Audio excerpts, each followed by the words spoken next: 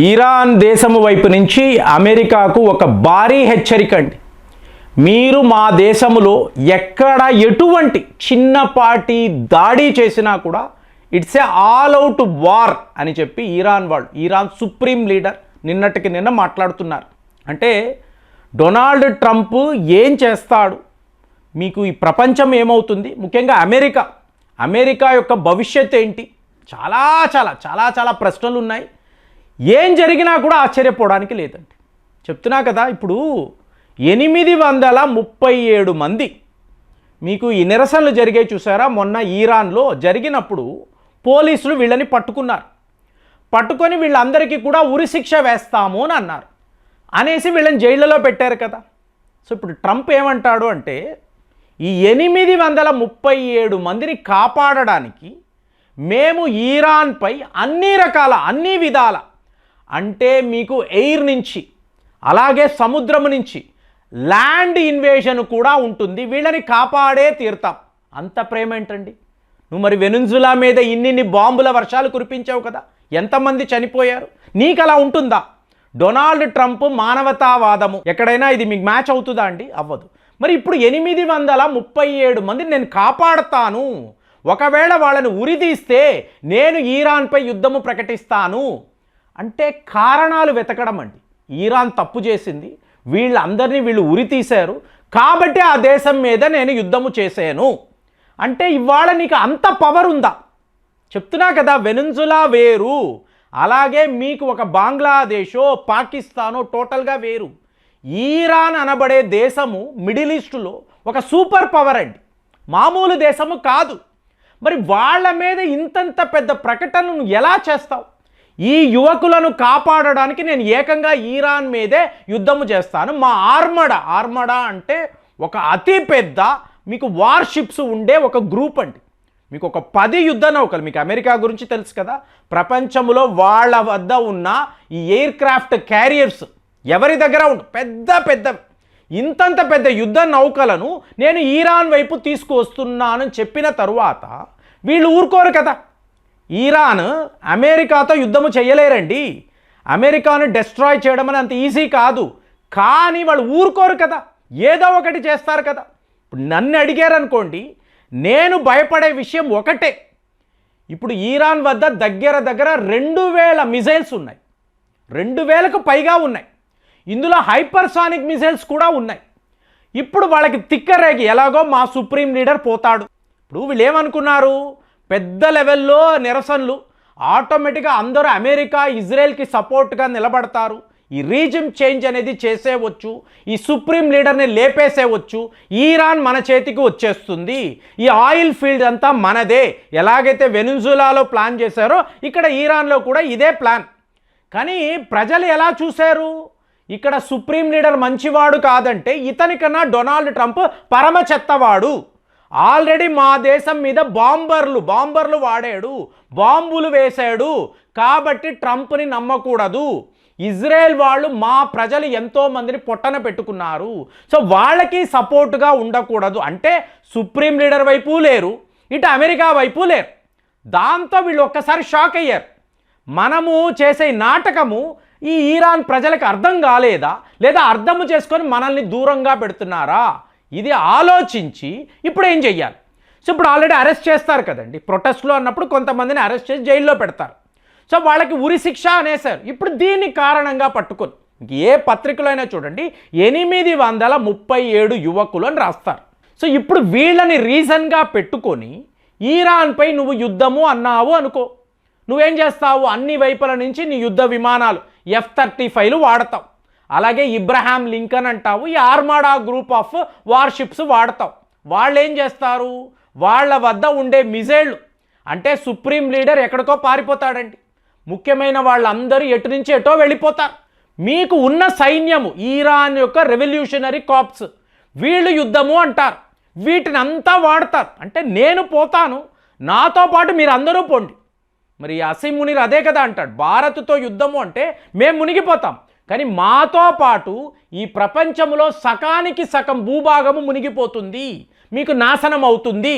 ఏంటి, వాడు అణువస్త్రం అంటాడు, మనము అణువస్త్రం అంటాము, టోటల్ డిస్ట్రక్షన్. సో అలాంటి ఒక పరిస్థితి మీకు అక్కడ, ఎందుకంటే ఈరాన్ వద్ద అణువస్త్రాలు ఉన్నాయండి. వీళ్ళు ఇప్పటి వరకు కన్ఫర్మ్ చెయ్యలేదు. సో నేను ఎలాగో యుద్ధానికి వెళ్తున్నాను, అమెరికాను కొట్టాలి, వాళ్లకు సపోర్ట్గా వచ్చే ఇజ్రాయెల్ని కూడా విడిచిపెట్టకూడదు. ఏం చేస్తారు వీళ్ళు? ఇమీడియట్గా హమాస్ చేతిలో ఒక 10 అణువస్త్రాలు, హిజ్బుల్లా అలాగే హూదీస్, వీళ్ళందరికీ కూడా వీళ్ళ వద్ద ఉండే అణువస్త్రాలను ఇచ్చేసారు అనుకోండి, మీకు మిడిల్ ఈస్ట్ సర్వనాశనం అండి.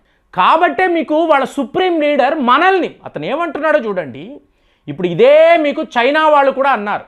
భారత్ చైనా అన్నప్పుడు ఏన్షియంట్ సివిలైజేషన్, ఈ కల్చర్ అనేది ఎప్పటిదో. అమెరికా అంటే ఒక 600 సంవత్సరాలు మాత్రమే, అంతకుముందు అమెరికా అనే దేశమే లేదు కదా, రష్యా లాంటి దేశాలే లేవు కదా. 600 ఇయర్స్ చరిత్ర ఉన్నవాళ్ళు, మనము 1000 సంవత్సరాలు కలిగిన వాళ్ళం. కాబట్టి మనము కలిసిమెలిసి ఉండాలి. మన చరిత్ర అంటే 30,000 సంవత్సరాలకు వెళుతుంది. ఏది? భారత్ యొక్క చరిత్ర. అందుకే పోయిన వీడియోలో అఖండ భారత్, ఏది రాముడి కాలమే 10,000 సంవత్సరాలు అని చెప్పి మనం మాట్లాడుతున్నాం. అప్పుడు వీళ్ళందరూ ఏంటంటే అమెరికా రష్యా అంతే నథింగ్, మన ముందు నథింగ్. కానీ ఇవాళ అలా ప్రొజెక్ట్ చేసుకుంటున్నారు. సో ఇదే చైనా వాళ్ళు. ఇవాళ మీకు ఈరాన్ యొక్క సుప్రీం లీడర్ ఇదే మాట్లాడుతున్నాడు. మీకు ఈ మతాలు, ఈ జాతులు ఇవి రావడానికి ముందు 3000 సంవత్సరాల క్రితము భారత్కి మా దేశానికి మధ్య స్నేహము ఉంది. అంటే పెర్షియా అంటాం, మొసపటోమియా అంటాం. ఈ పేర్లన్నీ లేవు కదా. ఇవాళ ఈరాన్ అనే పేరు లేదు, ఇరాక్ అనే పేరు లేదు. మొసపటోమియా, సుమేరియన్ నాగరికత, అస్సిరియన్స్, మీకు పెర్షియా, ఇలాంటి పేర్లు అప్పటి నుంచే మన మధ్య స్నేహము ఉంది కదా. కాబట్టి ఎట్టి పరిస్థితుల్లో భారత్ మమ్మల్ని విడిచిపెట్టరు, మా స్నేహము అనేది వాళ్ళకి ముఖ్యము. అందుకే కదా చాబహార్ పోర్టుని వాళ్ళు కాపాడుకోవాలి. అంటే ఏంటి? మోదీ గారు డొనాల్డ్ ట్రంప్తో మాట్లాడాలి, మీకు బెంజమిన్ నాదన్యాహుతో మాట్లాడాలి. ఒరే వద్దురా, ఈ యుద్ధంలోకి వెళ్ళారు అంటే మీరే నాశనం అయిపోతారు. మాకు చాబహార్ పోర్ట్ పోయినా పర్వాలేదు, కానీ మీ దేశాలు చాలా పెద్ద లెవెల్లో నష్టపోతారు. అది మీరు ప్రాణ నష్టము అనండి, ఆస్తుల నష్టము. కానీ ఇది మంచిది కాదు, ప్రపంచానికి మంచిది కాదు. ఎందుకు? మీకు స్ట్రైట్ ఆఫ్ హార్మస్, మీకు ఇక్కడ ఈరాన్ నుంచే మీకు 60% ఆయిల్ ట్యాంకర్స్ రావాలి, వెళ్ళాలండి. టోటల్గా ఇది ఆగిపోతే చమురు ధరలు మీకు ఎక్కడెక్కడో వేరే లెవెల్లో వెళ్ళిపోతాయి. సో అట్టర్ కేయాస్ అనేది ప్రపంచంలో మనం చూస్తాం. సో ఇలాంటి పరిస్థితిని మీరు తీసుకురాకండి, అనవసరం. ఇప్పుడు ఈరాన్తో యుద్ధము చేయడం వలన ఇజ్రాయెల్కో అమెరికాకో ఏ ప్రయోజనము లేదు. మీరు వేస్తున్న అంచనా ఇక్కడ పనికి రాదు. Don't do this.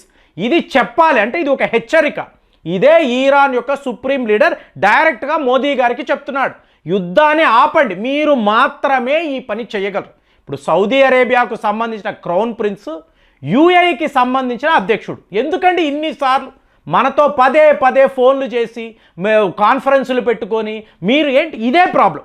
Entire middle east, Arab దేశాలంతా కుప్ప కూలిపోతాయి. ఎందుకు అంటే ఒకవేళ అమెరికా వాడు ఈరాన్పై యుద్ధము ప్రకటిస్తే వీడు ఎక్కడి నుంచి ఆపరేట్ చేస్తాడు?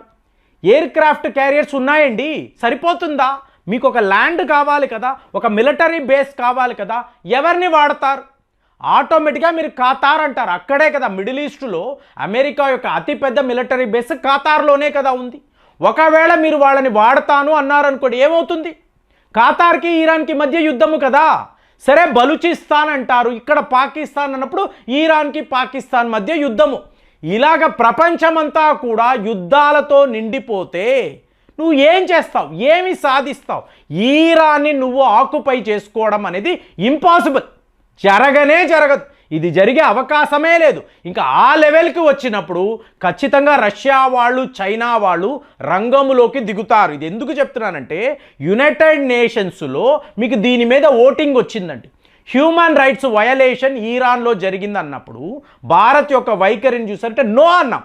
మనము ఎప్పుడూ కూడా న్యూట్రల్గా ఉంటాం, అబ్స్టైన్ అయిపోతాం. అలాంటిది ఫర్ ద ఫస్ట్ టైం ఈరాన్కి సపోర్ట్గా నో, రష్యా చైనా అందరూ కూడా నో అన్నారండి. అంటే ఇజ్రాయెల్కి వ్యతిరేకంగా మనం ఓటింగ్ వేయాల్సి వచ్చింది. ఎందుకు? ఈ యుద్ధాన్ని ఆపడానికే, మనమే ఈ పని చేయగలమని వీళ్ళు నమ్ముతున్నారు. మరి అలాంటిది డొనాల్డ్ ట్రంప్ తిక్కవాడు ఈరాన్ మీద దాడులు చేస్తే ఈ ప్రపంచాన్ని ఎవరూ కాపాడలేరు. మరి అలాంటి పరిస్థితి వస్తుందని మీరు అనుకుంటున్నారా? ఇరాన్కి అమెరికా మధ్య యుద్ధము వస్తే ఏమవుతుంది? ఒక్కసారి ఆలోచించి కామెంట్స్లో రాయండి. మళ్ళీ వచ్చే వీడియోలో కలుద్దాం. జై హింద్.